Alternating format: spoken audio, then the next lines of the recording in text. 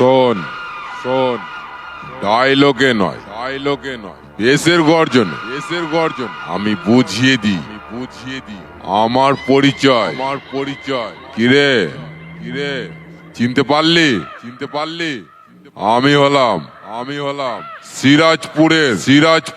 সিরাজপুরের sound king